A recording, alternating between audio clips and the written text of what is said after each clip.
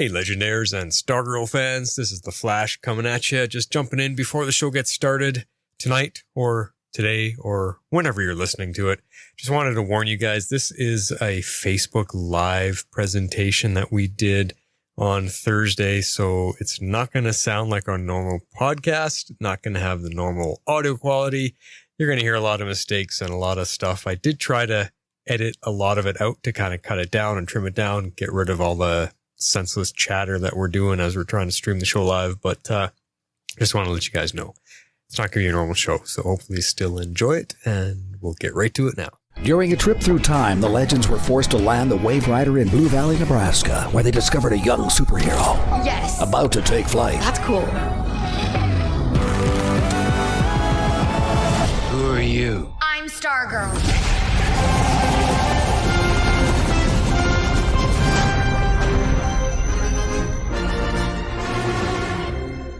Flash. Flash. Hey, what's going on over there? Flash, wake up. Holy. That was close, Harley. Wow. You okay? Wow. Thanks for pulling me out of that. He almost had me. I was worried for a minute there. Oh, yeah. Wow. Okay.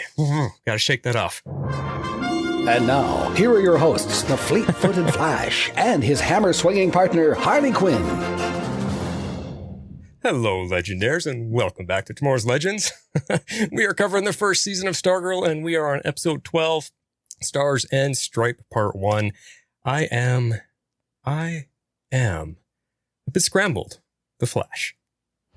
And I'm a much stronger-willed Harley Quinn. Indeed you are. Indeed you are. Well, I don't know how many people are joining us here. We are streaming live on our Facebook group page. Hello to anyone that is here. Let me see. Yes, if you are here or when you join, we'll periodically do some call-outs maybe. Just sound off in the comments. Yeah, I'll see. I can get the comments up here. Oh, Bianca's here. She says, I'm just glad I can watch this time. There we go. Yay. I'll be able to do this a little bit. So the live show, as you guys know, is always runs a little bit differently. You guys will see all the mistakes that happen live. And see all my awesome facial reactions. Yeah, exactly. So we're going to do our best to make this as close to our regular show as possible. It's really non-interactive this time. We will just be doing our feedback and stuff as usual. But let's get into the show, guys. Like Harley said, we'll get your comments going as soon as we can. Now, you've got some news here, Jess, you want to start with? Yeah, so we got an email in about us moving to the CW, and I didn't pull like the entirety of the email, but basically like a fan was concerned that we film in Georgia right now, and all the rest of the CW shows, I think, film in Vancouver, except for Black Lightning, I believe.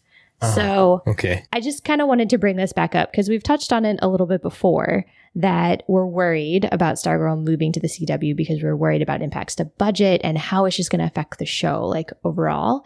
And it is filmed here in Georgia. And as you know, pretty much all of the other shows are filmed in Vancouver, except I am pretty sure Black Lightning actually is filmed in Georgia. A lot is actually filmed down here, believe it or not. They offer pretty competitive tax breaks compared to New York and LA. So Atlanta is a pretty big hub. A lot of very famous movies have been filmed here. Like the Avengers, just saying. So a lot actually ends up coming down here because it's cheaper to film in Atlanta. And where they are filming, y'all, when I tell you it is the middle of the nowhere, middle of nowhere. Very cute little town, but middle of nowhere. So I'm hoping Georgia's cheap enough that they'll stay here. Cool. Yeah, it's kind of like what would you call it, Hollywood East almost, because there's a lot of things filmed over there. It must Hollywood good tax South. breaks, or it must be cheaper for a guy. It's like coming up to Vancouver. They get tons of tax breaks because of filming up here in Canada. So yeah, I don't think it's quite as good as Vancouver, but for being in the States, it's pretty good from what I understand. A lot is filmed here. I mean, it's called the Hollywood of the South, I think. Cool. So now, what about this Dragon Con? What's happening there? Yes. So brand new breaking news. I literally found out about it, I think today, I was invited to participate in a virtual panel through DragonCon, and I'm really excited about it. It's going to be called the Passing the Torch panel, and it's all about women superheroes. And so me and another person you may recognize, Miss Camion Ray, are going to be on the panel. And a couple other folks from DragonCon. I know I've been on a panel with at least one of the other people that's on it. And then, of course, there's the director of the American Sci-Fi and Fantasy Media track. She's the one who's putting on the panel, Kelly Harkin. And I think Nathan Laws is going to join. I've done a couple panels with him last year and a podcast with him, actually. And there's a couple others that are joining. I think it was Donna.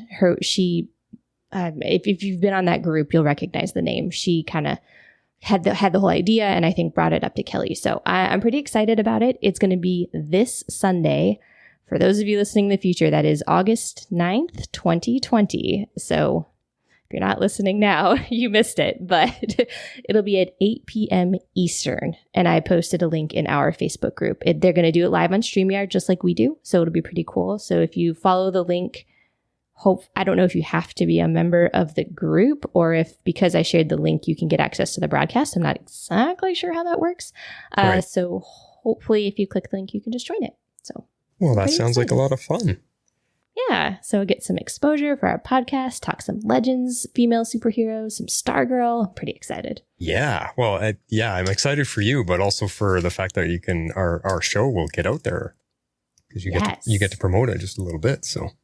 Yes. And also, have I mentioned that DragonCon is completely virtual this year? Yeah. I think you're warning us about that. Yeah. Yes. So it is completely virtual. I will be participating. I'll give you all more information as I get it. Cool. Awesome stuff. Well, let's get into the actual show. You know what? I'm going to have to pull this up. Racing to get StreamYard all set up and so we can go live here. It's a completely different process. And we did get a massive email from our friend Aaron again, and I didn't get any time to actually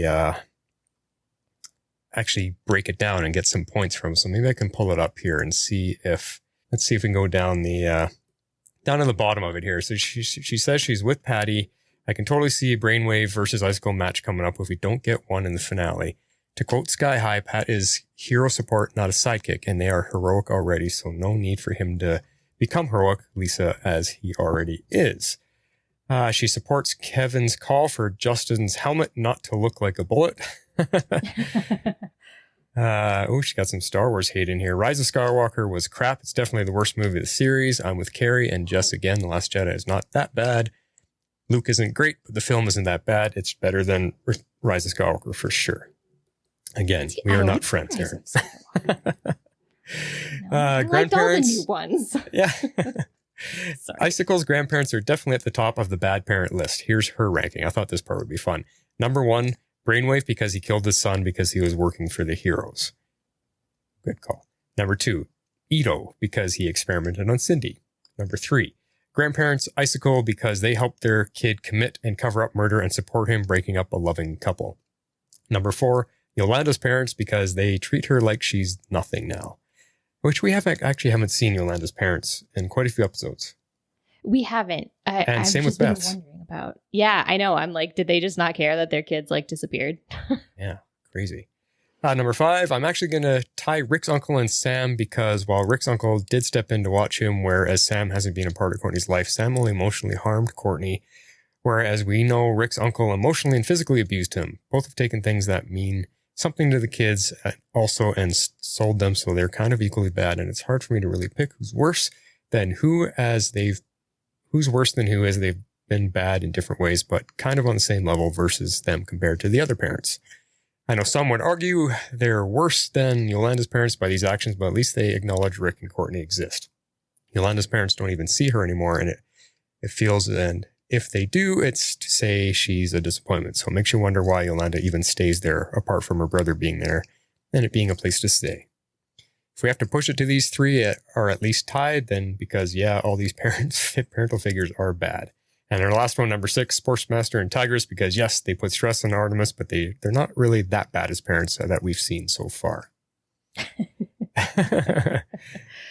She responds to Allie saying, Allie can be Wolverine if she wants. It's not a position limited to boys.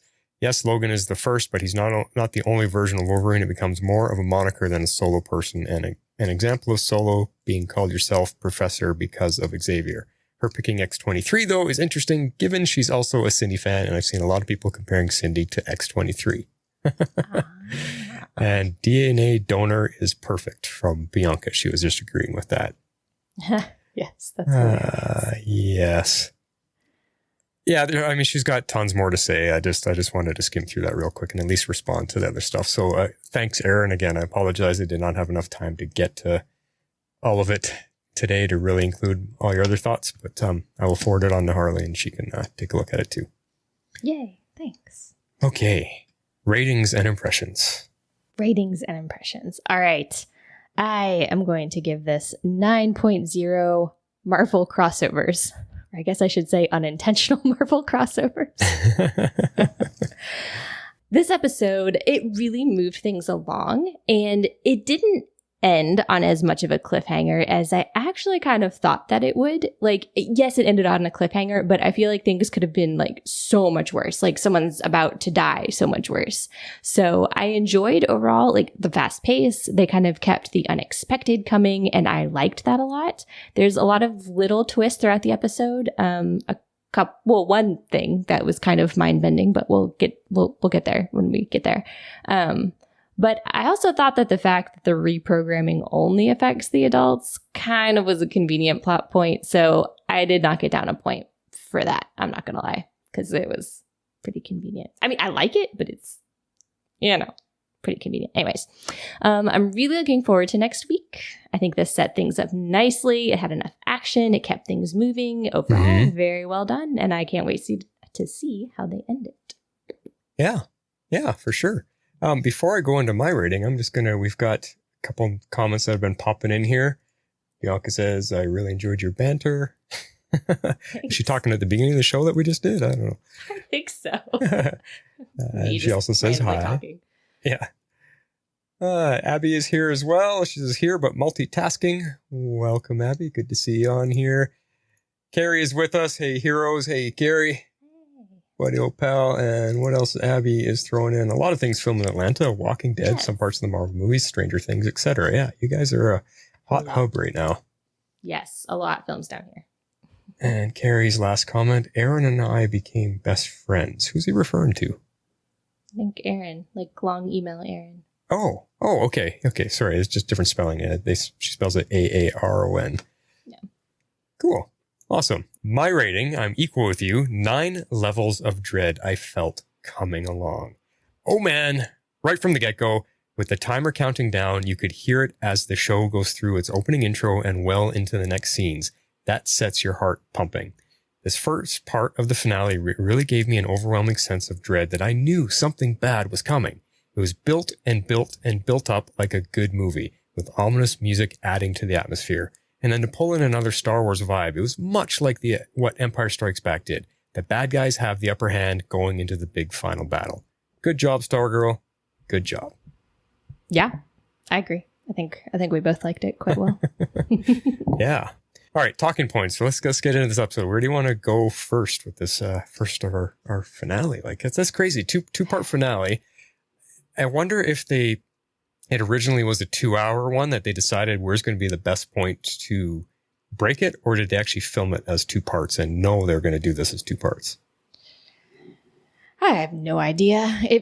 I feel like stuff like this is kind of filmed maybe more continuously, but I'm not really sure. It's hard to say. I mean, I know that filming is completely out of order from what we end up seeing on the screen typically.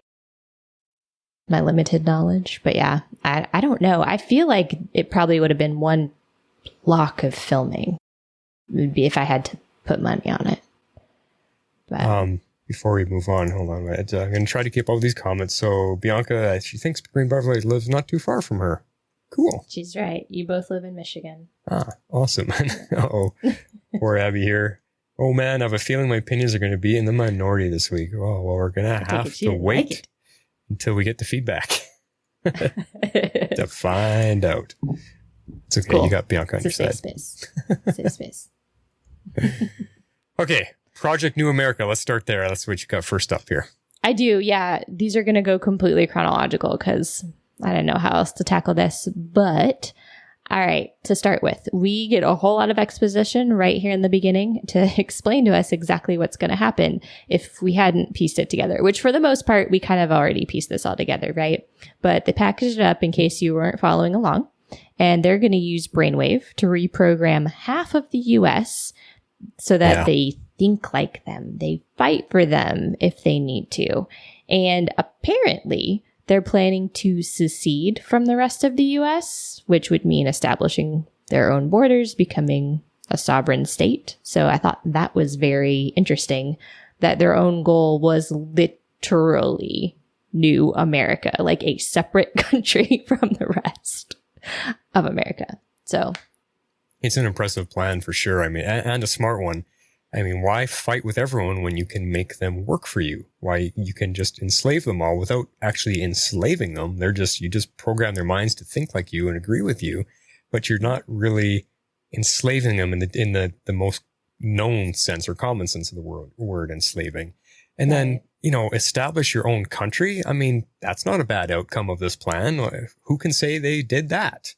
How often do you see a bad guy say, I'm going to make my own country? Usually they just want to take over a country or the world, but this time they're going to make their own. It's a pretty good plan. I have to give them that credit at least. Yeah, for sure. Yeah, no, it's definitely a good plan. It was well thought out. We'll talk more about these details later, down to the Constitution and the things that they stand for. So it's very, very interesting. And considering that this was actually written and filmed months ago, it's very eerie to me how close it is to current events and things that are actually happening here today. Yeah, it is kind of crazy with they were definitely on quite a few sensitive topics, and I think we'll talk a little bit more about that later in the podcast. But yeah, it's not like the state of the world. It has done a complete 180. It's since they filmed this, this stuff's been ongoing. It's just escalated a lot since. So escalated a lot since. A lot has been kind of brought to the forefront, whereas this would have been very subtle, maybe pre-February, March-ish, and now it's not. Yeah. So. Now, a point I got here, there was a few moments where it seemed like Icicle was unsure of the plan. Speaking of his plan, like there's a couple times you could see him thinking things over, and you could see it in his face. To me, he looked unsure. Do I go ahead with this? Do I go through with this plan? Is this the right thing I'm doing? And, and then that kind of transitions into when his parents were in his office with him and they were speaking in Norwegian. And there was a scene there when they were talking about, she was never good for you anyway. She's not good marrying material. And they're going on and on and on. He also didn't seem to be in full agreement with them. Just there was something there. He was hesitating. I think he was really just mulling things over and processing in his head. Does he go through with it? But there was a little bit of time there. I don't think he was fully ready to go forward with their ideas. He still seemed a little shell-shocked to me over the reveal of Courtney and Barbara, to be honest. I feel like he was in a little bit of shock over that and hasn't really gotten over it, which is kind of interesting to me. But yeah, no, I don't know if it was a little bit of doubt, if he was very reserved and very kind of like, I don't know if even unsure is the right word, but yeah, it definitely was off for sure. Yeah. And then, with his grandparents, sticking with them, they want to bring Cameron in on all of it and train him and have him take after the family tradition. The tradition, the what? Wow. Like that opened my eyes to what did they possibly do to Jordan when he was growing up? Because talk about crazy family heritage. Do they have superpowers too? Do they know all about, because they just seem to whatever Jordan can do and the things that he does do, it doesn't seem to even faze them. They're part of it. So I'm wondering if we'll get how much farther back history we'll get about him if we see that they, raised him in a certain way. Maybe there are some nefarious bad guys from way back when. They could be. That would be interesting. At the very least, yeah, there's it seems very sinister. I've always been surprised that the parents are in on it and kind of like covering for him. So I'm hoping we get more revealed about them. If I doubt in this finale, but hopefully maybe next season they can flesh them out a little bit more. If Bicycle survives this season, yeah. True. Yeah. And while we're on this topic, I will, like I said, do my best to keep up with these comments.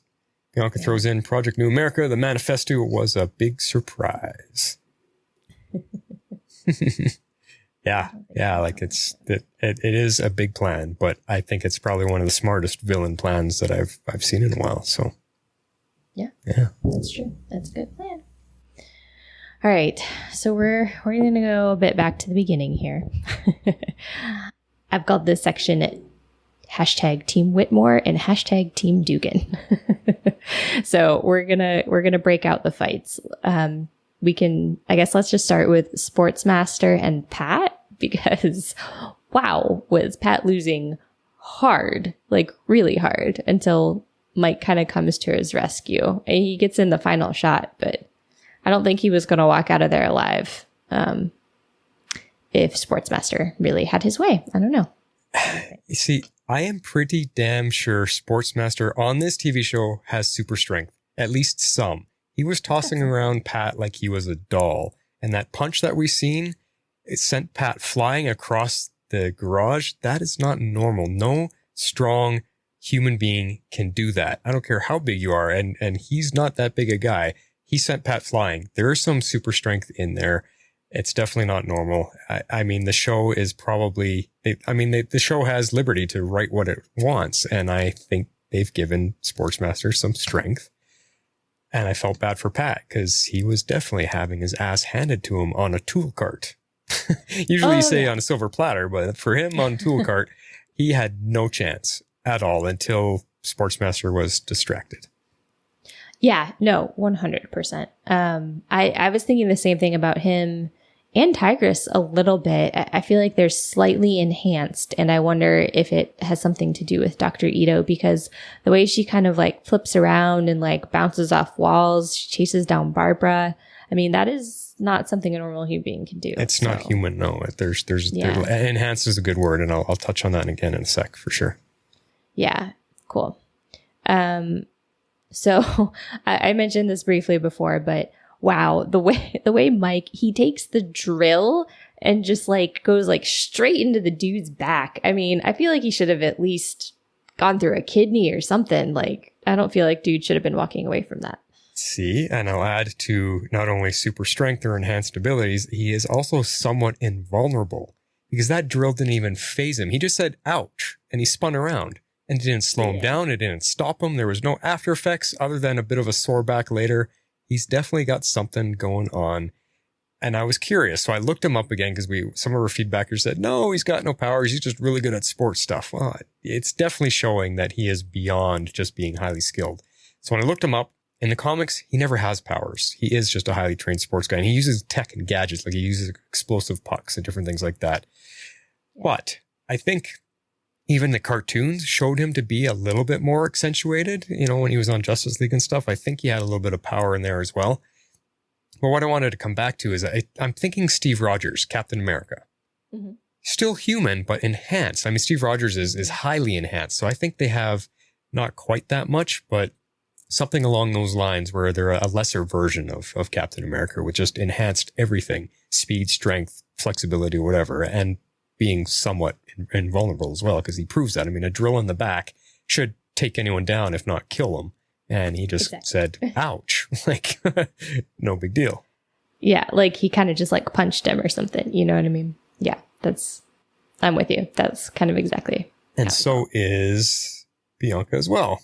She thinks Sportsmaster and Tigress have some sort of meta abilities. Yeah, exactly. Yeah, they've definitely got something. And I don't think it's outside of the realm of possibility with Ito and all of his clear human experimentations that he does. So, yeah. All right, I have one more point here about all of these scenes. At the very end, when Pat pulls out the flip phone and puts S.T.R.I.P.E. on autopilot, I just thought that was like the funniest thing. Instead of pulling out, like an app, a smartphone, an iPhone, which we've clearly seen used on this show, he pulls out a Motorola flip phone and turns the thing on. It just made me laugh. It was great. No, it's pretty funny. I think what I think with Pat is that it's showing that he's always improving S.T.R.I.P.E. And what I'm imagining is that he's always tinkering. When he's at his garage and he doesn't have a car to work on, he's in the back tinkering on S.T.R.I.P.E. And we're going to see every time S.T.R.I.P.E. comes out, we're going to see an improvement. I think so too. That's one of them. Yes, he can set him to autopilot and program him that way. So it's cool. Yeah. All right, let's go back to Courtney and Barbara taking on Tigress. Mm-hmm. These were some great scenes. I absolutely loved the choreography of these scenes. Like for me, I thought it was super cool. And I loved seeing Courtney's moves, like with the staff and everything. Like I really loved everything about this fight sequence, down to, to the way like she uses the staff both as a weapon and as a prop to like save her mom or help her mom. Like, when she's like about to fall backwards and she slides under her back. Like I just loved all of that. I thought that was really cool. No, it was a great scene. I mean, the whole thing, the way it went back and forth between the girls fighting and the guys fighting in the garage, the scene was intermixed between all of them, which made it more intense. Because just as Tigress lands in a good shot on Courtney, they switch the scenes. You're like, what happened? But then you see Pat getting beat down, and then they switch again. You're like, no, Pat. It was really, really well done. But this part, I guess, took me a little bit, is Tigress really can't handle Courtney one-on-one while she has the staff. Yeah, she got in a few shots, but with that staff in hand, Courtney was able to stand toe-to-toe with her, and the staff did most of the work. So I think without the staff, Tigress probably kills her there. Probably, yeah. I think without the staff, most people would kill, well, most of the villains, the way they've established them on the show, because almost all of them have some sort of meta or enhanced ability, like something innate or enhanced about them.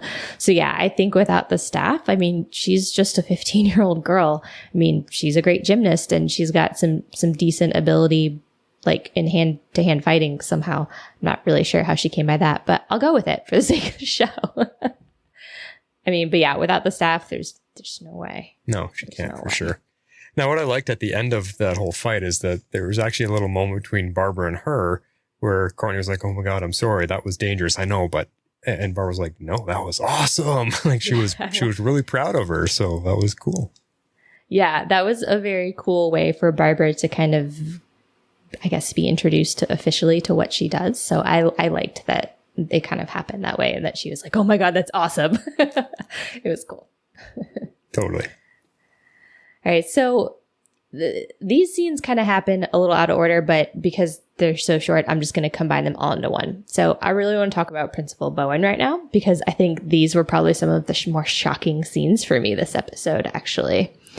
Now, we start by seeing her. She's talking to her son. She's giving him like the weirdest pep talk I've ever heard. And from that pep talk, I'm guessing he's probably going to become the new fiddler, but she basically just tells him this crazy story of like how his dad got his bullies to stop beating him up. And I was like, that took a dark turn. Mom of the year right there. Well, I mean, she was trying to toughen him up instead of catering to his wimpy demeanor, because he's obviously one of these kids that doesn't stick up for himself. He allows himself to be bullied, and kids, I mean, bullies will see that and they won't stop. So she's trying to toughen him up a bit. And that part I respect. I respect not catering to your kids like, oh, please help me, mommy.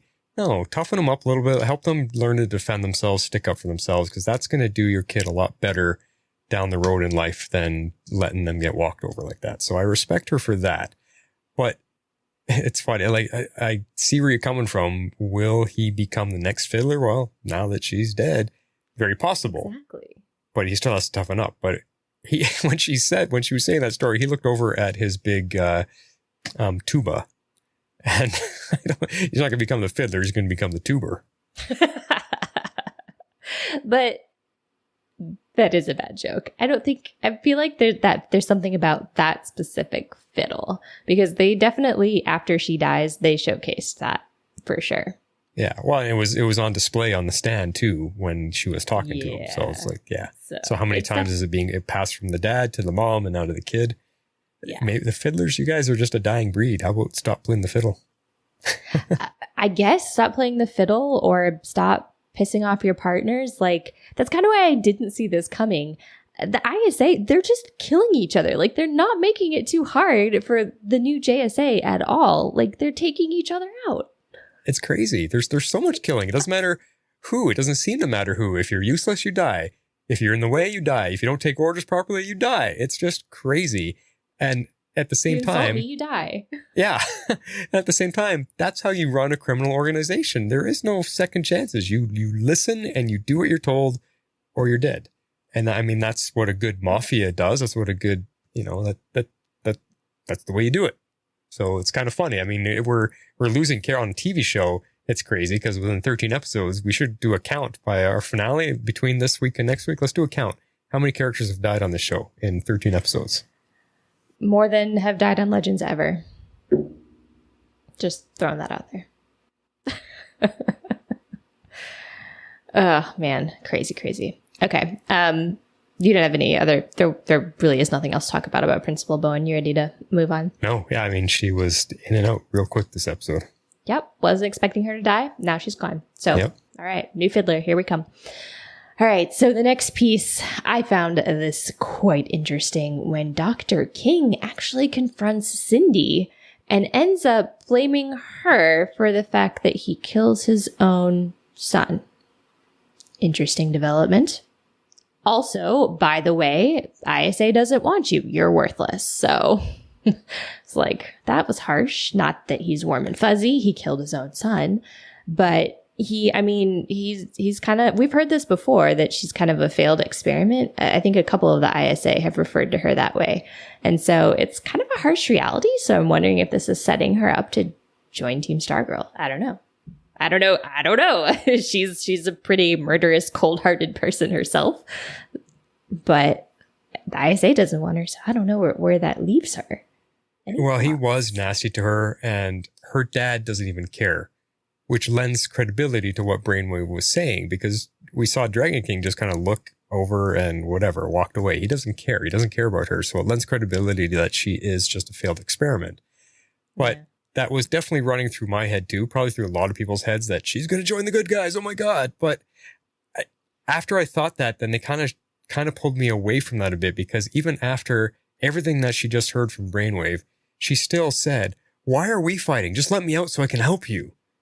And I thought, okay, so she doesn't really care what she doesn't care what's being said to her. It doesn't seem to be hurting her. It seemed like Brainwave wanted to tear her down a little bit, and it didn't seem to work. So I don't know if she just has no concern at all or no feelings. I don't know. We saw her show some towards Courtney, so maybe she does. But in this instance, she just didn't care. I don't think you can hurt her with words. So if she's going to turn to the good guys, it might not happen to the very end. Like maybe she gets let out, or she breaks out, or something destroys her cell in the fight, and she gets out and she starts fighting with the ISA, only to have them not stand in with her or whatever, or one of them hits her back or something like that.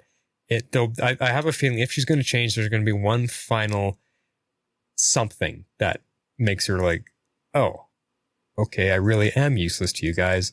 I'm going to turn and fight against you now. I think something I didn't see. I wanted it to have us go, she might, but they quickly steered me away from that. Yeah, I don't know. I'm not convinced that she will. It's hard for me to figure out what they're going to do with her aside from kill her in the finale, because she sort of seems like an extraneous character at this point, and she's been locked in a cell for like the last 3 episodes or something crazy. Yeah. I mean, we've hardly seen her. She just gets a quick little cry for help line or whatever every episode so far. Yeah. In the last couple, yeah. Yeah. So I don't know. I'm not really sure what's going to go on with her. Now, Carrie, you guys in your American slang, I'm not sure what does he mean? Rim hat, Martin will be here all week. He's obviously picking on me about something, but I don't know what. I can't, my comments are not updating in real time, so I can't actually see them. Oh, never mind. Oh, like a rim, I think he meant rim shot. like, Okay. See? There you go. All right, let's get to this moment that I'm sure the entire world over thought exactly the same thing. I'm going to read my note how I wrote it because this is literally how I felt. I'm like, did we take a tunnel to the Marvel Universe? Ito's machine is exactly like it's Cerebro, right? That's what it was called in X-Men. Yep. The big giant ball thing out down to the walkway. All dude was missing was a freaking wheelchair. I tell you, like, and the weird bowl thing that goes on his head. The things were an improvement, but. Well, Xavier has a bunch of them. He has like 3 on each side. I thought he had some like crazy helmet thing. Yeah, it's a helmet he puts on, and there's like 6 cables that come out of it that plug into like it's sitting on the desk, and he picks it up and puts it on his head, and that's how he's plugged into Cerebro. Yeah. Yeah, I mean, who in the world watching the show didn't see the correlation there? I mean, to me, that's a ripoff. That's what knocked it down like a point for me, was this. I mean, come on, DC, be more creative. Sure, if you're going to steal ideas, steal the best ones, but still, come on. Like, that was way too similar. If you're going to steal it, improve upon it or something. Don't do exactly the same thing. Yeah, that one for sure felt like a ripoff. It didn't feel like an homage. It felt like a straight ripoff. I was like, I mean, I get it, but could have been a little more creative, I feel, but whatever. And to go with her thoughts, yeah, Abby literally looked exactly the same. Like, they didn't even try to look different. Oh, no. Yeah. No, exactly. Not at all. So that's what knocked it down for me. I mean, cool. Yes, it's cool. I mean, the room, everything they designed. Yes, the aesthetic of it is pretty neat, but the idea behind it, epic fail. Yeah, I kind of agree with that. Totally. So now I thought this was interesting, and I thought it was worth calling out. So Dr. Ito provides Dr. King some interesting options. He's like, you can either do this and it's either going to work or it's not, and your brain is going to melt and your spine is going to collapse. And then he's like, okay, that sounds good. I'm like, okay. Guess if you've got nothing else to lose. Yeah. So I guess if you got nothing else to lose, you're good. Whatever. Yeah. I don't know. I mean, if you look at where Brainwave's at, he doesn't have anything to lose other than his own life. But I didn't think for a second he was going to hesitate. He wants the power. He is power hungry, and he wanted the power. He's going to risk himself to get it. I didn't think he would hesitate at all. No, but oh man, for a millisecond, I was really, really hoping they had killed him. But no. There's no way they would end him. Not like that. Not in that situation. There's no way. Brainwave is going to do some damage before this show is done. Like, a lot of damage. I know. I guess. I don't know. I was like, oh, did they kill him? No, they didn't kill him. So. No, it'd be too easy. That'd be too. Then who's our team going to fight? They Brainwave's going to whoop their butts. Seriously. I don't know. At this point in time, I don't know how our team is going to stand up against them. And we'll get to the point. I mean, now that the parents are gone, now the adults are gone, these kids don't stand a chance right now. There's no way. Yeah. Well, my question about the adults being gone, just, does this affect the ISA too? Or are they immune because Brainwave's not going to target them? That's a good question. I think Brainwave can select who he wants to target, because he was able to read everybody. Because in that scene, we see him. He's like, I can control them all, even Stripe-C, and that's when he takes control of them at the end. So I think he can handpick who he wants to, treat like a puppet. Yeah. Gotcha. Okay. I was just thinking about that, like, before we started recording, and I was like, oh. But yeah, that makes sense that he would pick and choose and just not choose the ISA. Yeah. Yeah.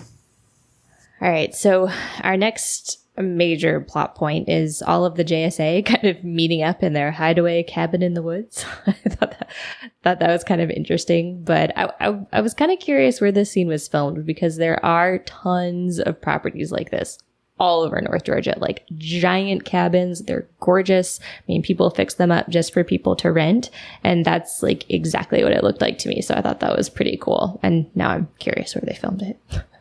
Yeah, no, that'd be really cool to see. I mean, see, when I I picture the states down there. You guys have a lot more very large cities all closer together. I forget that you guys do have some really nice wilderness areas that aren't too far from your cities too. So when I saw that and you said it's filmed in, I was like, really? Geez, I thought Orlando was just a big city. I didn't think you guys had much of that around you, but yeah, you're also in a freaking like a swampy jungle too.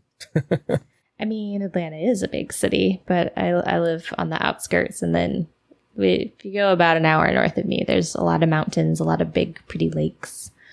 Not like Colorado mountains, but, like little mountains, baby mountains.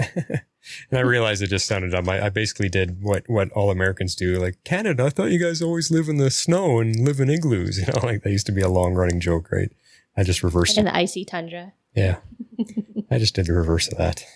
Yeah. Okay. Yeah. But so what I liked about this scene is that Justin shows up at the end with like everybody's there, and this truck comes rolling up and they're like, oh, who's that? Who's that? And they're all getting ready to fight. And this is Justin. He hops out and he's got a whole bag of supplies and stuff. That's awesome. That made me happy. Yeah. He brought food. Yay, Justin. I know. I was happy to see him. Yep. So I'm glad that he decided to show up, even though I guess he wasn't invited. They brought everybody except for him, which kind of seems like an odd choice. No, I think he was, because he was staying at Pat and Barbara's house, remember? Oh, that's right. So he's just probably got in his truck, went and picked up the supplies, and he's just late to show up. And maybe they forgot or didn't recognize his truck. I don't know. But yeah, I guess that's true. Maybe they didn't recognize the car. Interesting. I would assume because Pat promised him he's going to help him and take care of him. So I would just assume. Yeah. So within all of these scenes, there's a lot of back and forth. There's a lot of touching scenes. I just kind of picked out two like major points to kind of keep things moving along, and we can go back to whatever we need to go back to. But the first like hard fact that we learn is that Chuck confirms Henry's death. Sad face. So Henry's definitely dead, and Brainwave did absorb the energy that he released, which seems really weird, but it's a comic book TV show, so I'm going to go with it. But yes, him killing his son after his powers manifested resulted in him absorbing his son's powers. Yeah, let's talk about that, because they confirmed that Senior did absorb Henry Jr.'s power when he died. And the way they said there was an energy released into the air and allowing for Brainwave to absorb it. That's crazy to me, because if he's doubled his power, or who knows how strong Henry Jr. was, it makes Brainwave almost unstoppable right now, in my opinion. Yeah, so that's why I'm curious how this will go. I mean, I guess right now he's sort of tied up, metaphorically speaking, with trying to reprogram everybody. So I guess that piece may potentially take or keep him out of the fight for now. And so they don't have to contend with his abilities, because how else do you handle someone who's that over super powered? You just find a way for them not to be there, right? Yeah, so he's attached to the machine right now, so yeah. Yeah. But you got Sportsmaster, Tigress, Icicle, they're still too strong for our team. Icicle alone is too strong for the team. Yeah. Exactly. And Sportsmaster, I mean, we haven't seen Rick improve his abilities at all yet, so we don't know if he's going to fight better. Obviously, there's going to be a rematch between those two. Yeah. Yeah, for sure. All right, so the next thing that we have here is that Team Stargirl actually forms a plan. They kind of come together, they do some sleuthing, they figure everything out, and they have a plan. Overall, they're going to infiltrate the tunnels coming from different ends of the city, so they're not all together, which I thought was decently smart. And then Beth and Barbara are going to go to the American Dream and try to hack the hackers, which turns out to be not so smart. But there we are. Yeah, it kind of reminded me actually of Legends a little bit, that the team being split up on different tasks and in different pairs that basically formed up to that would best work together. I was thinking, boy, this is a bit of a Legends feel the way they did that. Because that's what Sarah usually does. She usually says, you two do this, you two do that. So it felt very much like that. But I think Stargirl here, I think they did it really well. It all made sense. Everyone was on board. It was a good team dynamic forming there. And it just felt good. It didn't feel hokey. It felt, boy, these guys are coming together. They're starting to figure things out and everybody's on board. Everyone's in agreement. This is good. Good for these guys. Yeah.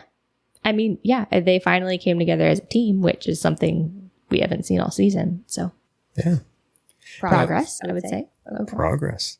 Now, there was a moment there, though, like after everything got decided, I mean, Rick was upstairs working on his dad's journal, and in comes Justin. And with that scene, it was a fun scene.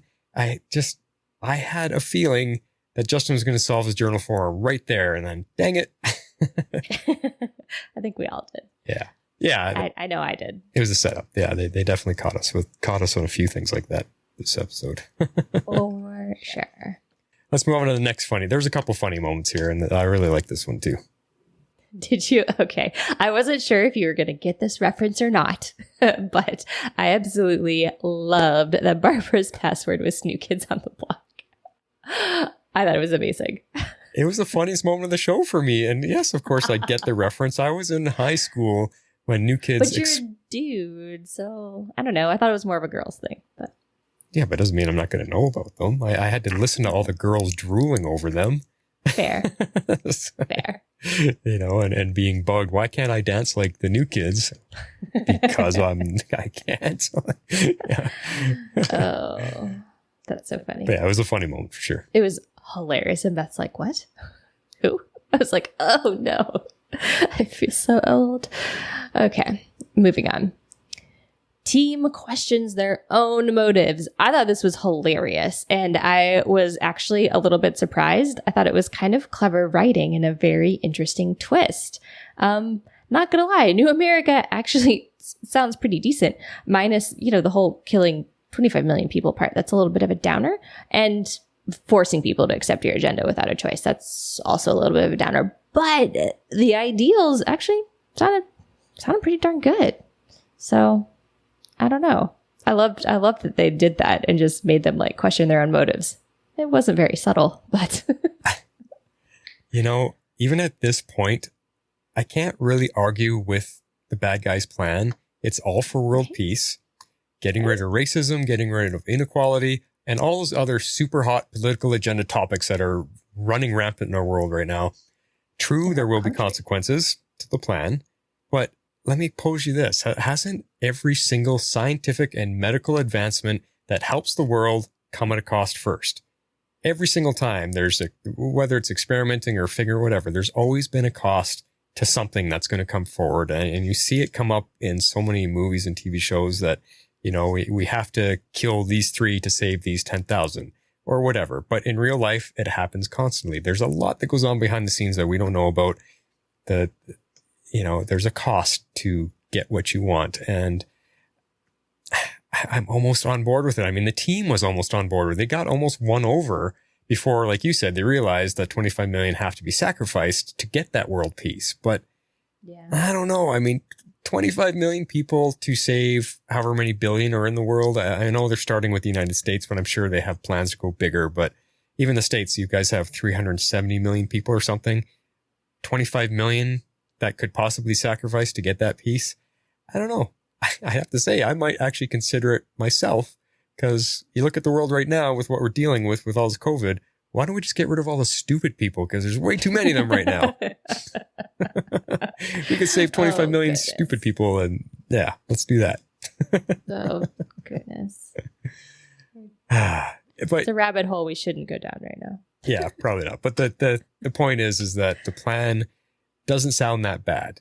When you listen to just the first part of it, it's like you think these bad guys have a good idea in mind. And when you're eliminating all the things that the world is struggling with right now, and I'll pull in a Star Trek reference, you will end up with a Star Trek world. That utopian, don't have to work, money doesn't mean anything, everybody gets along, there's no sickness, there's no prejudice, there's none of that stuff in the world of Star Trek. So that's what you would get if their plan were to come through fruition. But even in the Star Trek world, they went through World War III. They went through tons of stuff before there was tons of loss before they realized what they had to do to straighten it out. Yeah. My case in point. So. Yeah. No. I mean, you're not wrong. It was good. It was very good. As even down to Rick's like, are you sure we're on the right side? It's like, yeah. No, you're right. It sounds pretty darn good. Yeah, exactly. Because exactly. Bianca also threw in that she was a huge New Kids on the Block fan back in the day. Yes, pillowcases, sleeping bags, magazines, books. I had it all. T-shirts. Okay, yeah, because I was in high school when they were out, and I was grade. I don't remember what grade I was in, but grade 11 or 12. So I was arguably young. Right in the hype. But I was old enough to know what it was and buy the merch. There we go. Who was your favorite? Jordan, okay. Gotcha. All right, let's move on to a nitpick. There's a nitpick. Harley has a nitpick? Get out. Wait a second. Do I have the nitpick? I do have it. Let's say, do I get a clip? You get nitpick. Here we go. Form of water. There it is. There it is. And I've said it once and I'm going to say it again. Of course, it only affects the adults. How convenient. Yeah. See, it didn't bother me really. Actually, Really? To me, it added to the intensity of the situation, leaving the kids to fend for themselves. And what a twist to throw in. I mean, that was the cliffhanger I was predicting. S.T.R.I.P.E taking out Courtney. And the other adults, I didn't even know, but I knew there was a cliffhanger coming. Some may argue it wasn't as big as it should have been. I don't know. I thought it was a pretty good cliffhanger. And S.T.R.I.P.E punching Courtney in the face at the end there, if he did, because unless, of course, she gets the staff up in time to block it, which could very well be what happens, I still love the scene. It shows that none of the adults are strong enough in the mental arena to withstand Brainwave. And that's scary. To me, I thought it was a great twist. I thought, yeah, convenient, but I don't know. It's not like the kids are the ones with all the superpowers and abilities. What are the parents doing, really? We haven't seen Justin open up yet, so I don't know. That's true. Maybe that'll unlock his brain or something. Maybe, but yeah, I mean, it was, I don't know. It was cool. It was scary. It was cool. I don't know. Wait. No, I mean, I liked the scenes, and I mean, it's a cool concept. I just thought, they had to draw a line. It's like, if you're going to have Brainwave take over everybody, you wouldn't have a show if he literally took over everyone. Like, you know what I mean? And so I get it. And that's why it's a nitpick. It was a convenient plot point because if you don't do that, you don't have a show. So I'm not saying it's like bad writing or like anything like that. It just, for me, it was just too convenient, coupled with the Marvel crossover. Knocked down my point. Still gave it a 9. Overall, it was a great episode and very, very enjoyable. But yeah, 9 is still pretty damn awesome. Bianca throws in her, she says she heard somewhere in the comics it only affected the kids, so they switched it for the TV show.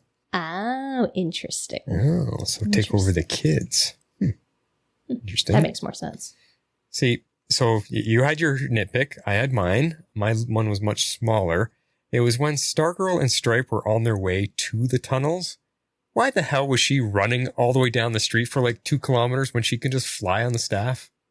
I don't know. What the hell? You could have been there in a couple seconds and she's running the super long running sequence. Like, what is that?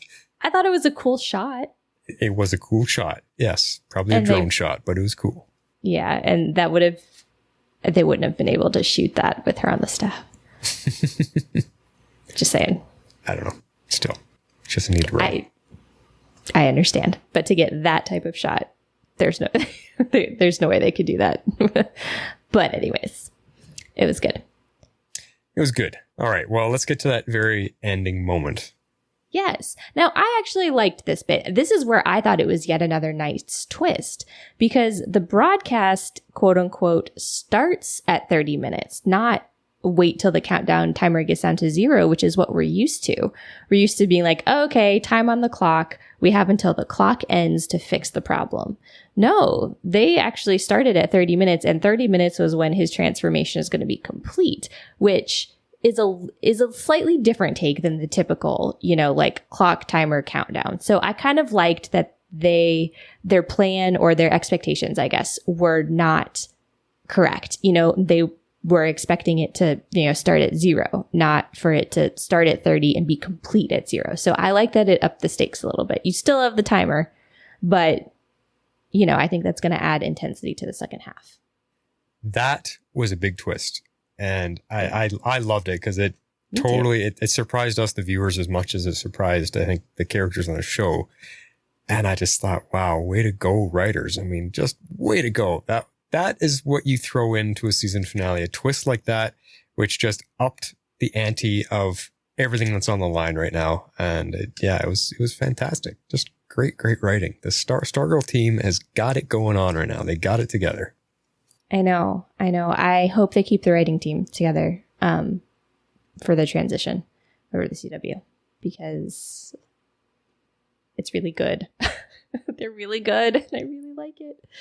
Let's just include Aaron on the show here again. Let's see. Something I just thought of in regards to the move to CW for season 2 of Stargirl. Harley was talking about the show being filmed in Georgia, I think it was, but aren't all the shows filmed in Canada when they go to the CW for the whole tax credit break?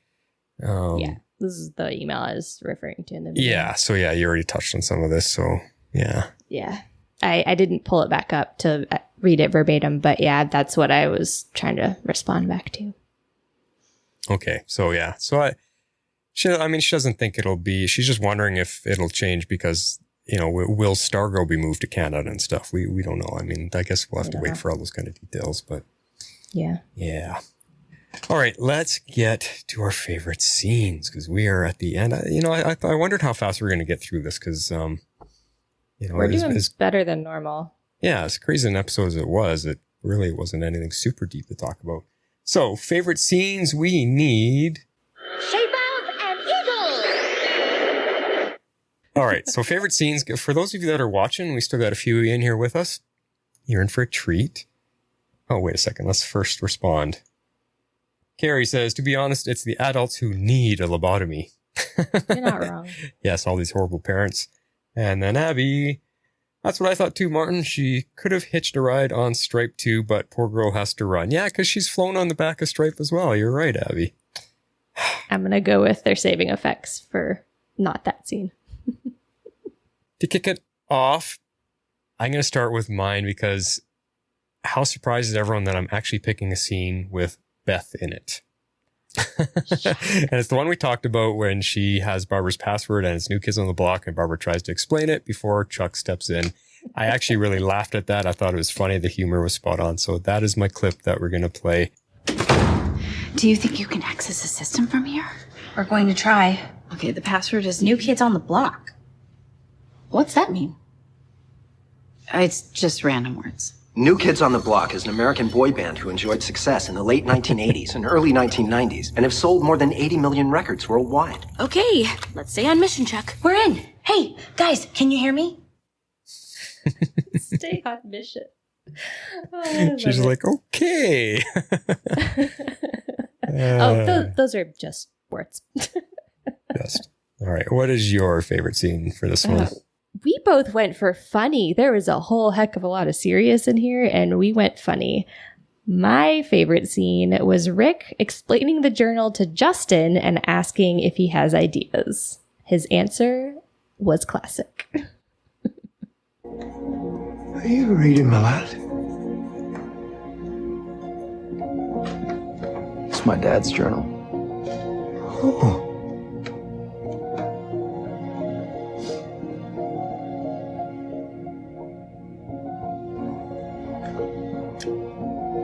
He was investigating the Injustice Society long before you were.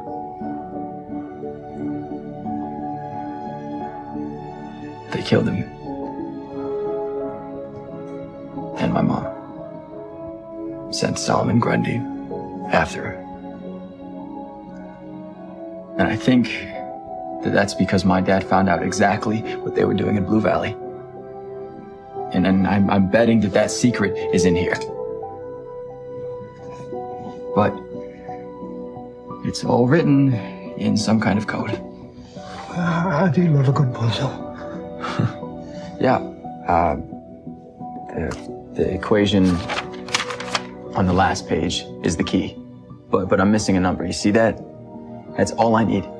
I've tried. My mom's birthday, my dad's, mine. I don't know what else it could be. All good things come in due time. According to Pat, I've got tonight to figure it out. Less than 8 hours, to be exact. Do you have any ideas, Justin? I'm going to go clean the bathroom. Yeah. Have a blast. I guess there is a lot of serious leading up to that, but Yeah, but still, it's funny. I mean, he plays it so well, and you just see his mind opening up just a little bit before he loses it. Cool. Well, that is our favorite scenes, guys. Let's get into feedback. Feedback. Planetary powers, activate! Okay. Feedback. And as always, I think X-Force has a bit of a unfair advantage because he has the app, the DC Universe app, and he gets to watch the show immediately. I think he sent his feedback in at 3 p.m. this week. oh wow. That I got it. So I'm guessing he's more on your side of the country. So he was way ahead, but wow. Yeah. No one's going to keep up with him. He's got a head start on everybody. Here's X-Force 11's feedback. Hello, legends, and welcome to the Golden Age with the penultimate episode of Stargirl Season 1, Stars and Stripe Part 1. Oh my goodness. What an episode. The first 11 minutes were just action-packed fighting, and it was so good. I thought that Sportsmaster has to be enhanced somehow. He just moves, and his strength. I mean, he may be at the top of human conditioning, but he just seems to have a little more oomph in there. But some things I really wanted to bring out in this episode that may get overlooked in the podcast or other people's observations. I love Pat. He is just so honest, so human, and I appreciate the way that he is being portrayed in this season. And he's trying to communicate with his son, and it's just not going through. He has honest communication with his wife. Just the desire to fight for the marriage and to want them to be back and be right was just amazing. His working with Rick was so good. It's so well done, well acted, and well written. And I just really appreciate that. And I hope that never changes. Just another thought too. Man, oh man, that's a nice cabin. When I heard that they were going to a cabin, I was expecting something like a cabin. And that was like a deep woods resort. That was amazing. I'd love to live there. I was thinking and looking at the ISA's little place where Brainwave was broadcasting, and I'm thinking, man, they just ripped off Cerebro from the X-Men movies. It was an excellent episode, and I cannot wait to see the season finale. This season has been amazing. All right, those are my thoughts. X-Force 11 is out. Yes, I am with you on the cabin thing, Jeff. Holy cow, that looked like a beautiful little place to just retire in. Man, awesome. Yes. And then he's with us on thinking that definitely Sportsmaster is enhanced somehow. For sure. Yeah. Yeah. And I liked his points because he's right. We did not talk about Pat and Barbara and like their relationships like at all. But he does kind of have a good point. Like I kind of liked that they got a little bit of resolution, and I think they might be on the mend. They seem to make a pretty good team. So I'm hopeful they'll stay together. Yeah, I'm with you. I think so. I mean, now that she knows everything and he's been willing to keep her in the loop from here going forward, I think they're going to be okay. Yeah. Yeah, for sure. All right. Next up is an email from Comic Geek Kev, and I'll take this one to start. So I totally considered waiting to watch both parts of the finale at once and waiting till then to listen to the podcast. That lasted until I knew the first episode was available on DC Universe. Just couldn't do it, and I'm glad I didn't. I think it's safe to say Jordan is actually full-on evil. I know there was some talk that he was sort of trying to do a right thing by battling the companies that were poisoning people, etc., but I think calling for the deaths of the entire Dugan-Whitmore family make someone a bad guy. Yeah, that's a valid point. Here, you know what? I will share the screen so you guys can see what I'm reading. How's that? Let's see. Barbara being able to escape Tigress's bolts, even for a few seconds, was sort of hand-wavy, but it's an action sequence, so I'm totally here for it. Same with Pat and Crusher. After seeing Sportsmaster in action a few episodes ago, seems to be a stretch that unarmed Pat, even given his experience, would be able to hold out long enough to be saved by Mike. And I assume we all knew the drill would come back into the picture. Chekhov's drill, so to speak. I'm glad Mike's finally being let in on what's going on. I expected Justin to pop out and help at the garage, but it was good to see him soon after. Yeah, let's pause there for a second, because I guess he's got a point. Maybe Pat, it shouldn't have lasted as long as he did, but if you look at it, I think Sportsmaster, the first couple hits where he sent them flying across the gym and tossed them on the shelf seemed legit what he can do, and then he seemed to back off a little bit, because when he was kicking him on the ground and throwing him against the wall, it seemed like he backed off a little bit. But then again, he put Pat in the door, and man, I can't believe Pat's ribs aren't crushed after that. Seriously. But a scene that we didn't touch on, Harley, was Mike finally being let in on the secret. And well, it's not like, I think what was funny about the scene is Pat was about to tell him, and Mike was being the bratty little kid that he's been, that the same bratty Mike that bugged me in the first few episodes, and it was starting to annoy me, because he said, what was his argument? His argument was, I'm not a kid, stop treating me like one. What are you, 11? You are a kid, so you're going to be treated like one. Yeah. I'm just getting tired of this whole, kids thinking they deserve to be treated like adults. No, until you're 18, you don't get to make adult decisions, and especially in a situation like this on a superhero TV show. No, you're going to be put aside and protected and kept out of it. Simple as that. No debating that. So anyway, so he goes on. The exchange between Brainwave and Cindy was painful. Brainwave definitely knows how to get to people. As much as Cindy fights with her father, it seems obvious she seeks his approval. Hearing what he really thinks of her can't be easy. Even villains have feelings. It also gives her character another layer and a little more understanding of why she is the way she is. If you want the approval of a psycho, what else do you do but become a psycho yourself? So true. So true. Having the machine take the adults out of the fight was a pretty clever idea. I was hoping maybe the robot would somehow protect Pat, since it seems we are headed for a Stargirl versus S.T.R.I.P.E fight, which I could live without, but it seems unavoidable now. Yeah, see, I wonder, because they titled the episode Stars and S.T.R.I.P.E. Mm-hmm. I wonder, man, then this is, again, Pat's going to have to improve the robot. He's going to have to put some type of dampening field on it so he can't be attacked while he's inside it. Yeah, that'd be cool. That'd be helpful. I was hoping to see Justin actually become Shining Knight this season, but again, with only one episode left and so much to do, it doesn't seem likely. Pardon me. The ISA's greatest weakness appears to be its ability to kill off its own members. Maybe the JSA should just let them take each other out. Speaking of which, are they also being affected by the machine? Harley, you asked that very same question.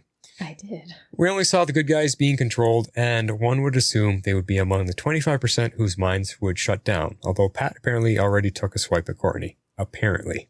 Yeah, we will see. That's a good question. Why weren't the adult villains affected? Maybe they've got, well, I think Brainwave can pick and choose who he wants. Yeah, that's what you said. What? I think it's a good theory. Is he going to pick and choose 25 million people? Maybe he can do like a blanket, everybody in Georgia, everybody in, Washington, but, in Blue Valley, I'll skip these few. I don't know. Who knows? I have no idea. The amount of action itself makes this one of my favorite episodes, even though it was relegated to the beginning. They do a fantastic job with fight choreography for the most part, even with the staff, which must involve its own set of challenges. But watching it to try to help Barbara was great to watch. So obviously Pat, Justin, and Barbara aren't going to be turned. Something I think Courtney will snap Pat out of it and they'll stop the machine, but I can't wait to see it. Yeah, because there was something in there about he'll only affect the ones who, what did he say? The ones who aren't strong enough will... The ones that resist are the ones that get killed. That get killed. So they're not able to resist. Yeah. I don't know. We'll see. Some other theories for next week and beyond. A couple more ISA members bite it, possibly leading to an evil Icicle Jr.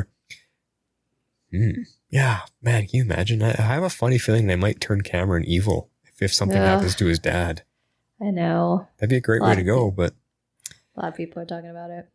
Grundy versus Hourman and S.T.R.I.P.E, or maybe the whole team. Yeah, Grundy's got to come into it. He's got to be let out. Yeah.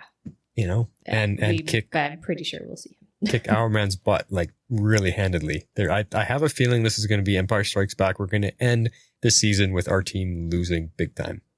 I don't know. That's my take. Yeah. I think we'll see some Artemis in the last episode, hinting at what will happen with her next season. That'd be nice. The close-up of the Fiddler's case after she died and her speech to her son suggests a lot more coming from that corner. Justin will draw his sword against Dr. Ito. Mike is going to end up being important in some way. Not sure how, but please don't give him powers or an artifact. I'm with you there. I wouldn't mind seeing something that would end up being temporary, but I'm not sure what that would be. The Thunderbolt genie in the pen seems to be too powerful for the show. In my opinion, there's too much there for something like that, or the Green Lantern powers to come in at the last minute. From his response to being left to take care of the dog, you know something is coming from him. Yeah, I'm with you on those thoughts. Most of the ISA has to make it out of a final battle, so they are around later. Yes, the GSA has other bad guys, and DC has a huge stable they can call on, but the ISA can't be a one-and-done situation. Here. Totally agree with you. We've got too great of villains here that they can't be done in one season. Since this is a different Earth than the other DC shows, I'd love to see more characters from the JSA or other associated teams like All-Star Squadron, even just for one-off episodes. Knowing that there was an original JSA and 7 Soldiers of Victory opens up such a huge world of possibility, of possible history and characters. There has to be more to Hourman's book than a map. That whole book is just for that. Possible, but seems unlikely, and hopefully this will chill him out a bit. Yeah, he actually seemed a little more calm this episode, so maybe there's finally some progress for him. I don't think Justin stays for the long haul. It's possible the Brain Zap gives him his memory back or he decides he must embark on a quest to find his horse or something. And maybe we see him next season, possibly even with another of the 7 soldiers. Maybe his quest will be to find their descendants and rebuild that team. Stargirl producers, you can have that one for free. I still think he's gonna face Dr. Ito. It's gonna be a one-on-one sword fight between those two, I think. He's got to face his dragon. That's true. Slay the dragon.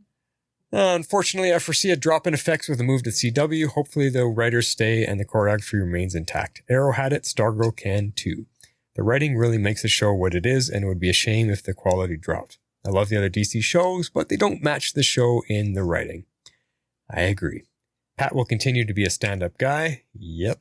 Looking forward to next week's show and the podcast. Keep up the great work, legends. I give this episode 9.8 out of 10. Power tool in the hands of teens. Nothing is perfect, but this comes darn close. Honestly, they should have just done a 2-hour finale. Comic Geek Kev.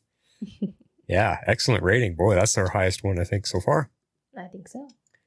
All right, next up, email from Carrie Johnson. What's he have to say? I give this episode 8 Mighty Manifestos out of 10. Watching this episode, I couldn't help but feel justified by feedback I sent in for Shiv Part 1. As a reminder, here it is. Here's a totally bizarre random thought. What if the Injustice Society's plan is actually great for the world? It's just the means by which they create the plan is heinous. We often say the ends don't justify the means, but if you legitimately had a plan that was going to pave the way for a better tomorrow, and I'm just hypothesizing that their plan will do so, is it worth it to commit to that plan by any means necessary? Yes, we did. We actually touched on that quite a bit. Pat yourself on the back, Carrie. You are fully justified. You called it way back then. And yeah. Good thoughts. Very good. All right. He continues to a larger degree, though this episode has me thinking about the greatest failing of most, if not all, superheroes in fiction. Heroes very rarely have a plan for the betterment of humanity. Most often than not, they're just thwarting villainous plans. Certainly, they fight crime and serve as an incredible deterrent, at least for the petty stuff. And most often, when there is an evil plan to either take over the world or destroy the world, they are often the people most equipped to thwart those villainous plans. But do they take an active role in plans to make the world a better place? Yes, fighting crime and saving the world, of course, counts as making the world better, but should they do more?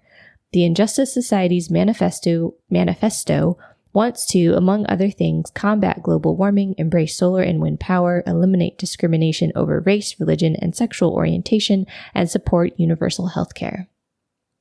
Have the Avengers, the Justice League, the Legion of Superheroes, or any CW/DC team of heroes such as Team Arrow, Team Flash, Black Lightning, Supergirl, or the Legends of Tomorrow ever had an overall plan better than that?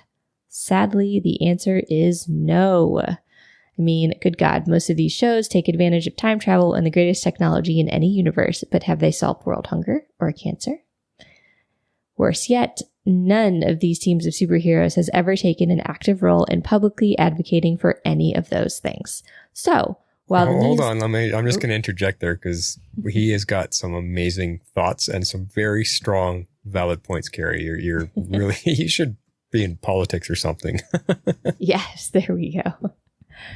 Or, I don't know, a writer or a reporter or something of that nature. A journalist I can get behind. All right.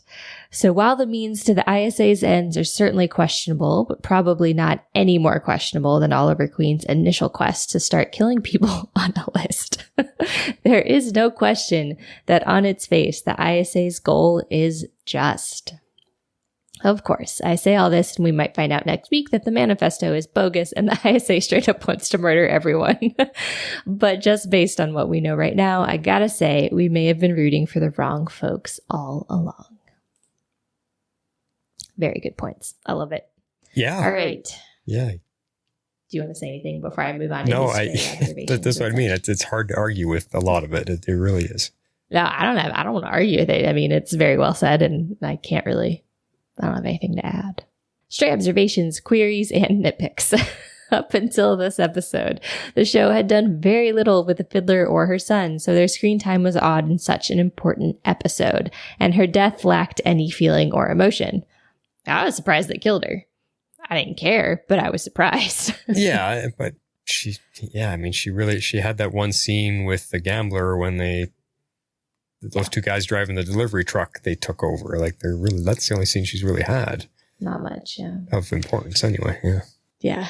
I just couldn't believe how stupid she was taunting Sportsmaster and Tigress the way she did. I was almost expecting she was going to pull out the fiddle and do some serious damage, but nope, she just died. Serious damage, yeah. What serious damage? All I could think was, what the hell is that about?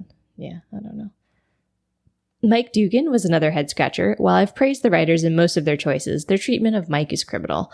All they've done is make him appear annoying with no redeeming qualities. Then, all of a sudden, he saves Pat and gets this whole superhero family thing dropped on him, and all of a sudden, he's just okay with it all. His arc has been poorly conceived so far. Yeah, I have to agree with you. Yeah, it's kind of all over, but maybe he's a kid. And maybe all of this, he finally finds out the truth, but maybe to him, he's like, whoa, this is so cool. And that's why he's okay with it. Yeah. I have no idea. I agree. All right. When the hell is Shiv going to get out of that dungeon? I mean, I'm assuming they're feeding her and maybe there's a bathroom inside, but her imprisonment is wholly cruel. True. Couldn't help but get X-Men 2 vibes watching Brainwave on that obvious Cerebro-like set. Yeah. So Grandma Icicle tells Jordan that Barbara wouldn't have made a suitable wife. To be honest, I didn't think Jordan had amorous feelings for Barbara, but I guess I was wrong. I think there's a little something, just a little, starting to brew. But I think so too. All right. I have to imagine that there will be repercussions for the ISA not telling their kids, say for Shiv, about their plans. If there's one thing we know, it's that keeping secrets is never a good idea. Truth. But it's the CW. So we have learned that over and over again on these CW shows. And still do it over and over again. Flash and Arrow, listen up. Yeah. It was nice to see that Rex Tyler's passion for that 66 Mustang finally pay off as the key to unlock the encrypted journal. It's pretty cool that the gambler was able to hack into Chuck. It's just further proof that the ISA is not just one step ahead of our heroes, they are 10 steps ahead. See you guys next week. Yeah. Actually, we didn't even talk about that Mustang. It's neat that finally came around full circle, and the 66 was the answer he needed. So that I like that it came full circle. And this is what's so good about the writers is they're not forgetting little details like that. It's very cool. It is. Very cool. Awesome. As always, Carrie. Next up is an email from Bianca. And is she still online watching? Is this going to be weird, guys? Actually, you and Carrie both. As we read your emails to you that you typed out. Hey, Flash and Harley. No voicemail this week. Had surgery on Tuesday and my throat voice is still very scratchy, but I wanted to get my feedback for this penultimate episode of season 1. Oh, well, I'm glad your surgery went well. You could say, what would be a good scratchy voice? Maybe you'd sound like a good villainess right now. So Mike has finally found out. Hallelujah. I really like the scene between he and Courtney where he asked about trying the staff. I love that he also thought about helping out even though he doesn't have powers. That's true. Yes, it was nice for the two of them, but man, a kid's got no place in a fight with supervillains. Sorry. Just Mike, get out of there. This episode was a lot of build up for next week and it felt like it just flew by. Yeah, it did. Like it felt like a half an hour episode, if that. Yeah, it went fast. Wow. For sure. The opening fight sequence with Tigress and Sportsmaster were great. I'm convinced that they both have some kind of meta abilities. See? There's no way Sportsmaster is that powerful without some extra help, and no way Tigress walks away from a staff blow like that. Yeah. Rick and his dad's journal. I'm surprised he didn't try the Mustang before now. Seems like a more obvious choice. I guess he's not as smart as you. The part with the countdown clock, I like the switch round. At the end of the timer would be when Brainwave was finished. Yes. Excellent twist. Excuse me. Also, New America's manifesto was rather interesting. They're going to save democracy and death to those who oppose them. I'm very curious to see how Barbara, Pat, and Justin snap out of the mind control. Yes. How? That's a good, actually, theory. What, do you have any guesses, Harley? Cognitive recalibration, smack over the head. I got nothing. I don't really know. Interrupting Brainwave somehow. That's my only guess. I was like, I don't know that they will because I feel like he has to let go his hold. Otherwise, their brains are going to be scrambled or they're going to die, right? Let's think, though, because where is it? Everybody went into separate entrances into the tunnels. He's just down one tunnel, so somebody's going to come across him and have to interrupt him, I'm imagining.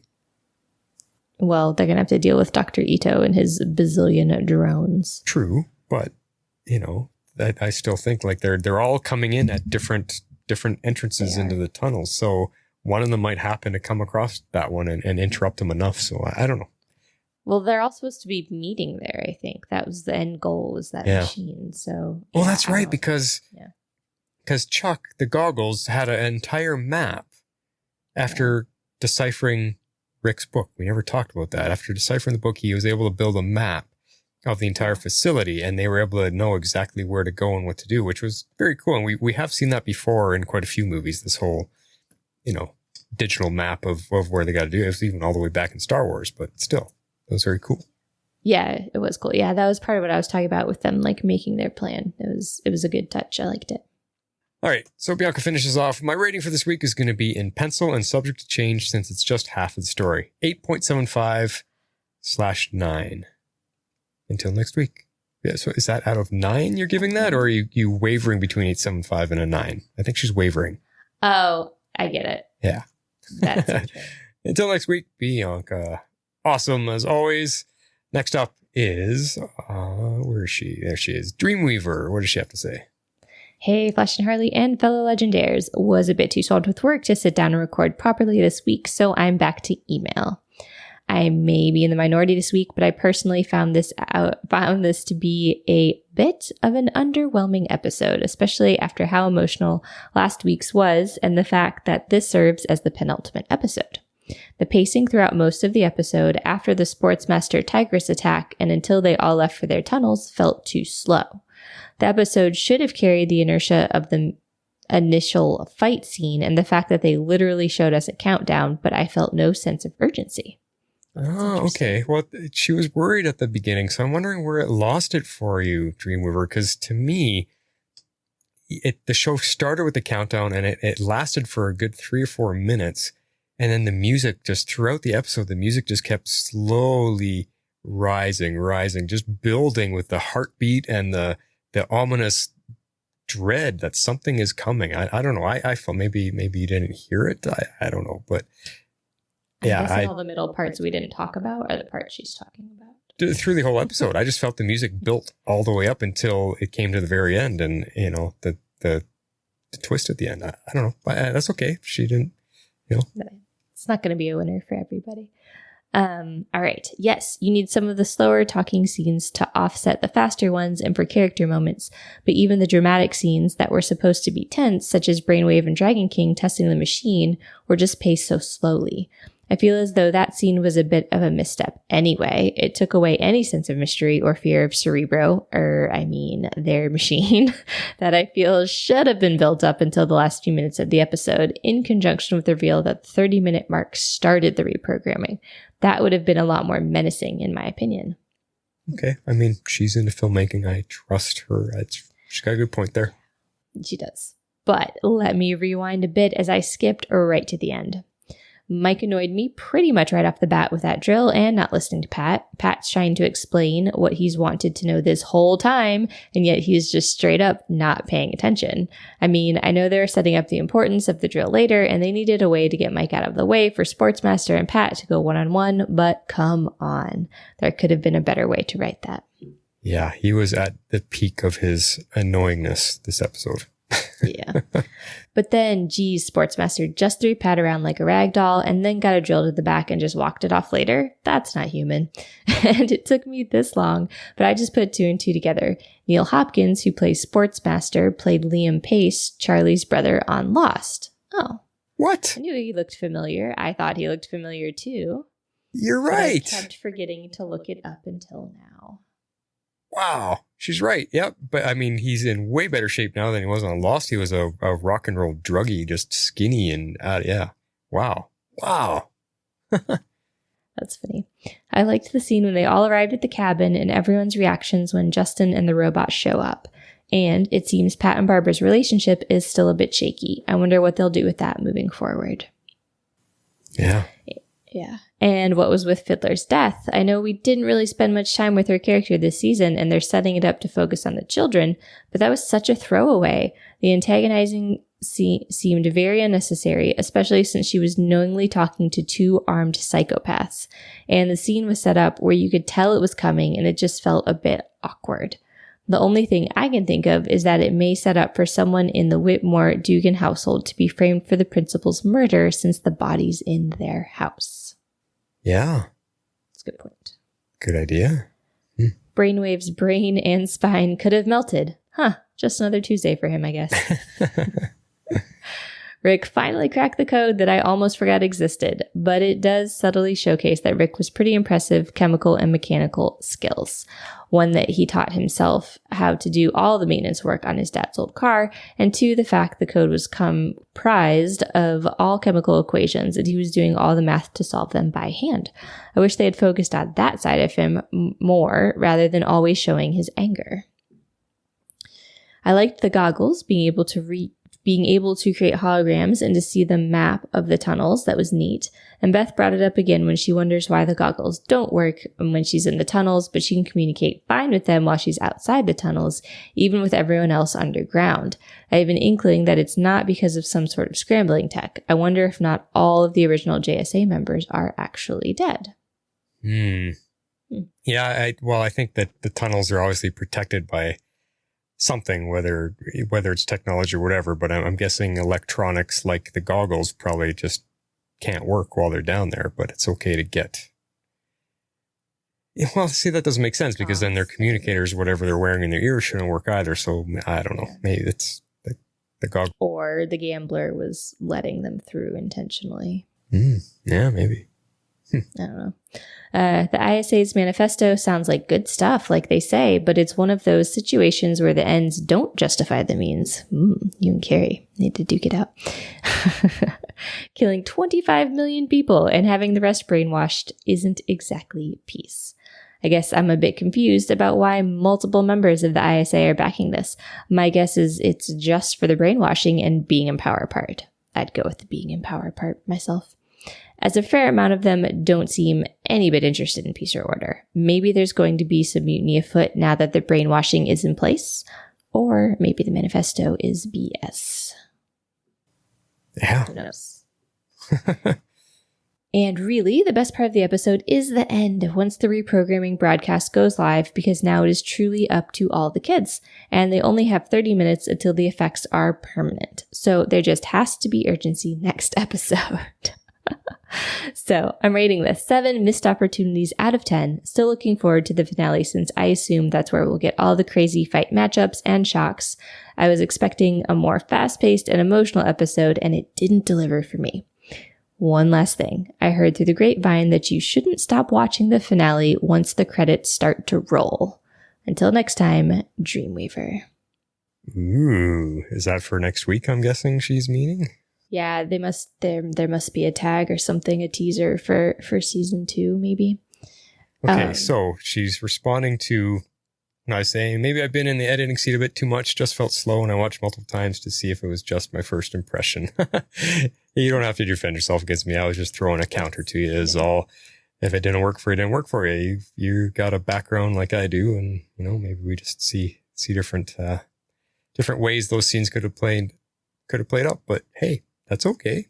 Nothing wrong with that. I don't disagree with what you had to say. You actually had valid points that I think if you were given the raw footage, maybe you could have edited together better. I don't know.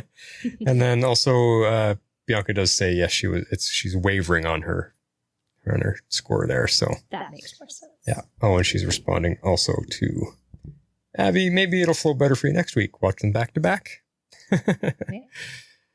Cool. All right, ladies, we got one more of you left, and it is a voicemail from Patty Spivot. Hey, Flash and Harley, it is Lisa calling in. Oh my gosh, you guys. Ugh. Part of me just wanted this episode to just go quickly through so we can get to next week, but there was so much good stuff in this episode too that, Mike finally finds out everything. Oh my gosh, finally. Actually, it was kind of funny how he saved Pat and Courtney saved Barbara. So the kids totally saved their parents. It was kind of funny. But oh my gosh, Pat took a beating. Did he ever figure out that Crusher is Sportsmaster, or did Crusher just kick his butt and then take off and he never put it together? I'm curious what you guys think about that. Oh.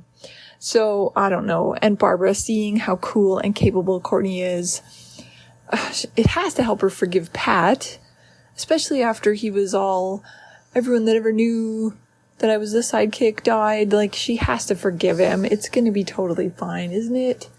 Oh, our little Allie thought the whole time that the house was going to get attacked while everyone was kind of laying low in the house. I think it was just everyone was on edge and everyone was just waiting for something to happen. And then they find out the ISA plan actually sounds kind of good to me. I don't know, except for all the murder part.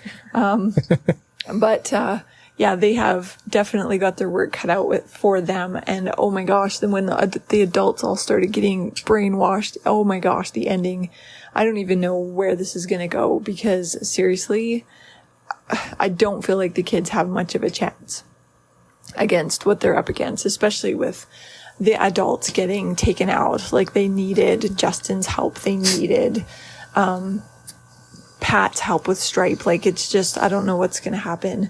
But here's my last little thought.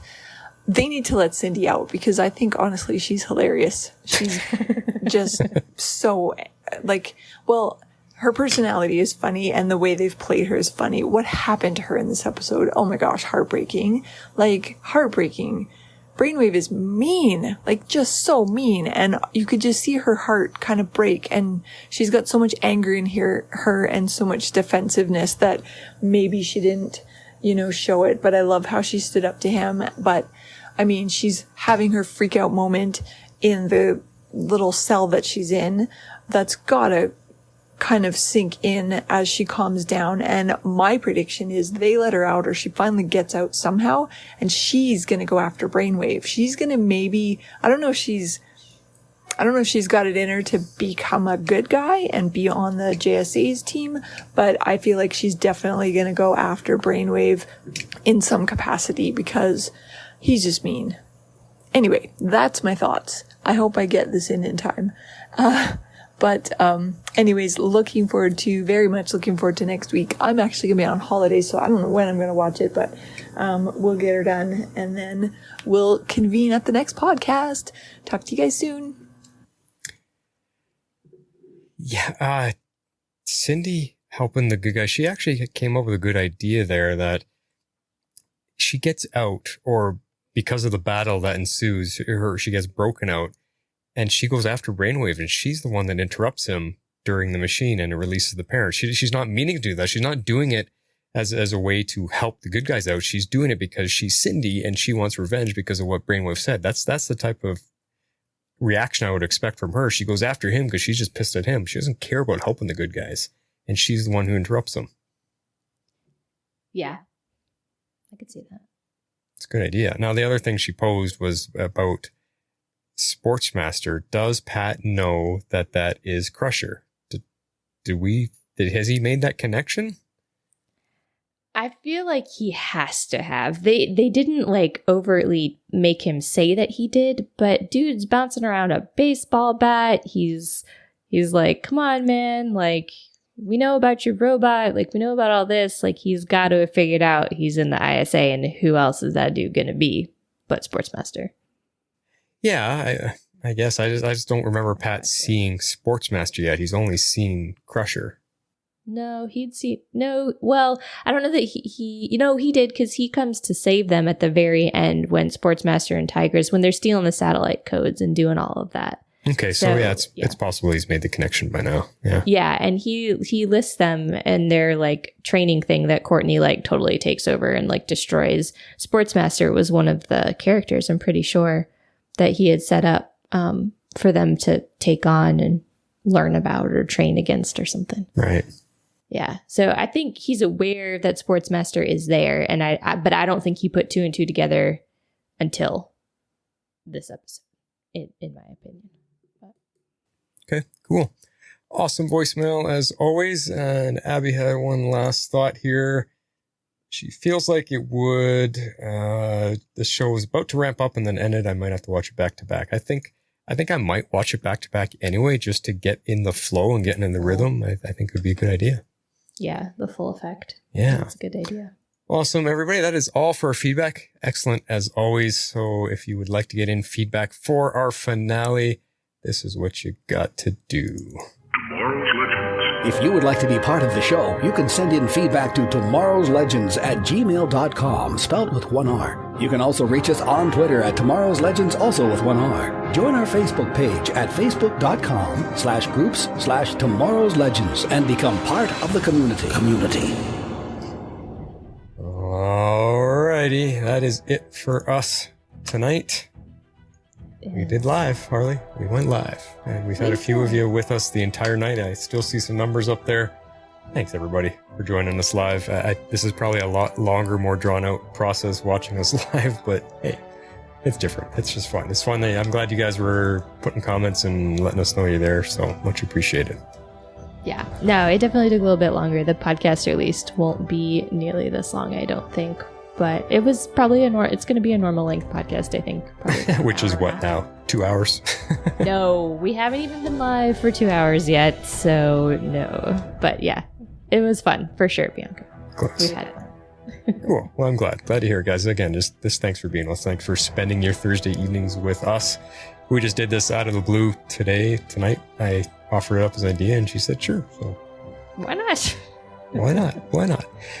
So next week, guys, I forgot to talk to you about this behind the scenes, Jess. We're going to be delayed because, as you heard Patty say, we are going to be on holidays. I'm actually out of town starting Wednesday night till Sunday. So we're going to be recording. We'll figure out how I'll let you know. We'll let you know on the Facebook page, but we will be recording a couple days later than normal. So you guys have lots of time to watch the finale, watch them both back to back, whatever you got to do. Think about it, get your emotions in check, and send us some feedback for the finale. So roughly right now, get it in by Sunday and you'll be okay. Got lots of time. It means I've got lots of time. Jess has lots of time to get notes together, yes.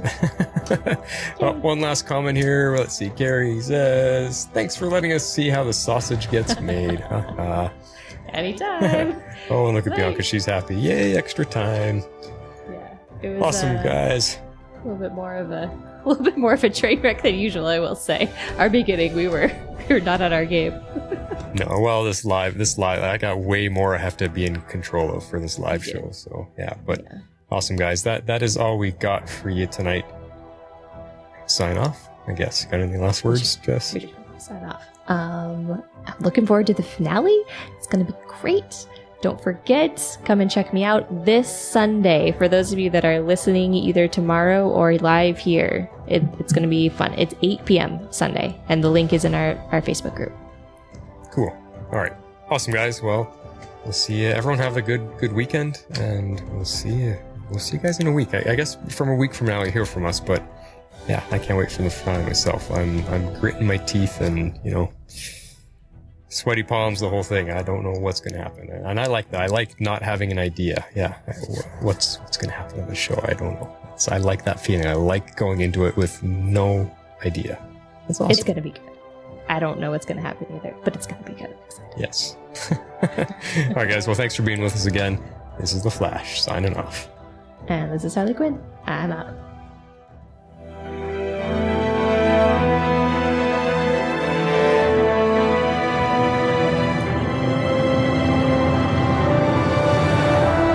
Tomorrow's Legends is not affiliated with CBS, Warner Brothers, or the CW. We're a fan-made podcast for entertainment purposes only and are part of the Cybercast Network.